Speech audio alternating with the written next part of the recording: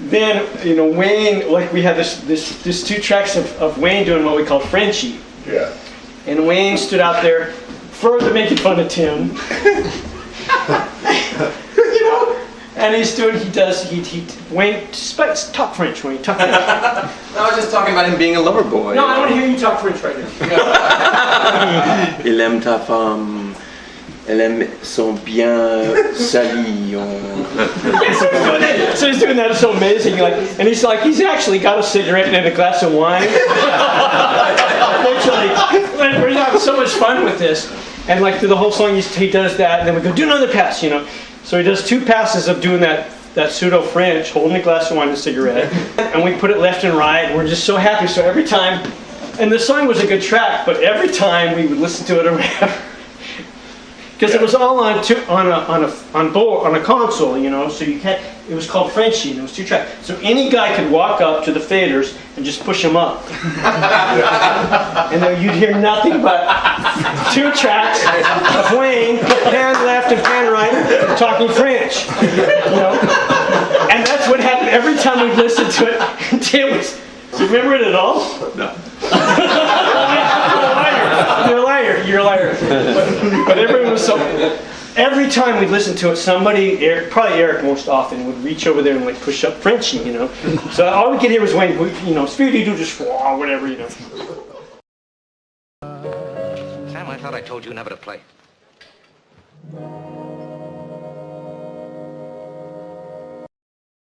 Tim's there, and I think it was toward the end, and for some reason you had to go. You couldn't stay. You were so concerned about Loverboy because it was your song. You cared a lot about it. It was really great. But you were annoyed because Frenchie was always so loud. You kept pushing up the French, and you tried to be cool. You tried to be cool about it. I do remember. You tried to be cool. Trying to roll with it, but he was not stoked. You want to title the song Loverboy? That's cool. Whatever. He's being cool with it. But right at the end, he has to go, and he says, "I'm there," and he says, "Hey, Steve," he goes, "Man, you've done a great job." And I just want to bro you a little bit, and he hands me 2 20s. And this? I go, "Oh man," I go, "Thanks, man." He goes, "Yeah, you've been so great." And I grab the 20.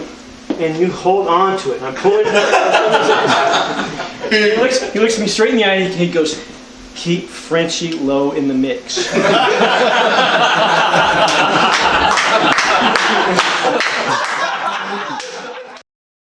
Here it is.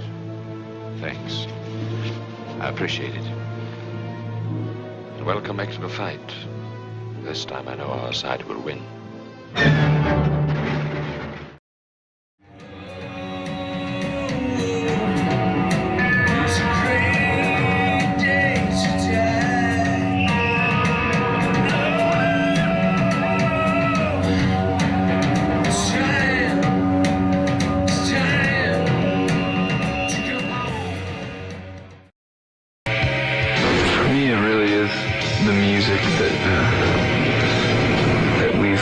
That really, I don't know how to explain it, but sometimes it's actually a physical experience of feeling in touch with the spirit, through just the sounds that are being created. That's where it's at for me. When we were playing live at that point, the shows had developed into just a stage diving excuse. That's kind of all it was. It was like a mosh pit. Yeah. So this was a deliberate response to that, to sort of hush the voice down so that everyone would be like, I can't stage dive. I gotta try and listen. There's a lot of fun in the high energy stage diving shawl show. That when it came out was surprising for me. The reaction was so strong from the crowd, but it was a little bit easy that when you write these type of things, people are going to react a certain way. And then what became fun at the beginning of that, I don't know if this comes off as pretentious or weird, but it kind of became irritating because you spend time creating something, and then there was live shows that didn't seem like it was about the music. It was just like some dude jumping off stage. Like it could have been any band and any song, and it didn't matter because it was just about jumping in the crowd. And so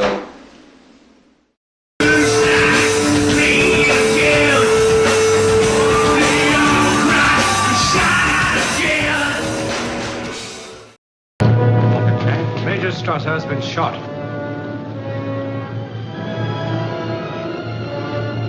Round up the usual suspects. Oui, mon capitaine.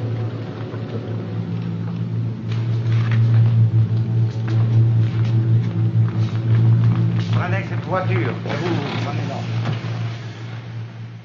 What would you have for Shaw?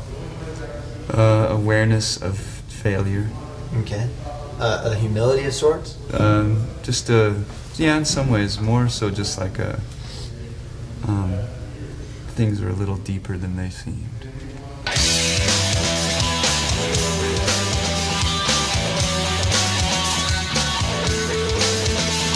A little depth, yeah. Okay, okay.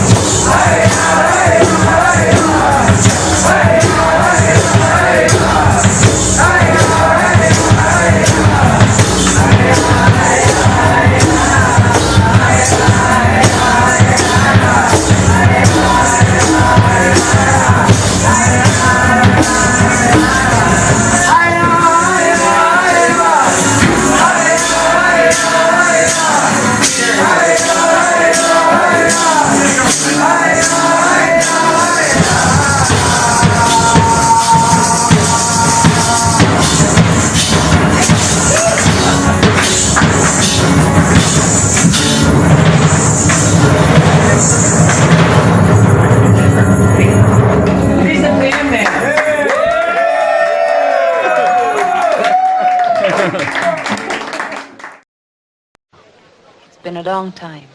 Yes, ma'am. A lot of water under the bridge. Some of the old songs, Sam. Yes, ma'am.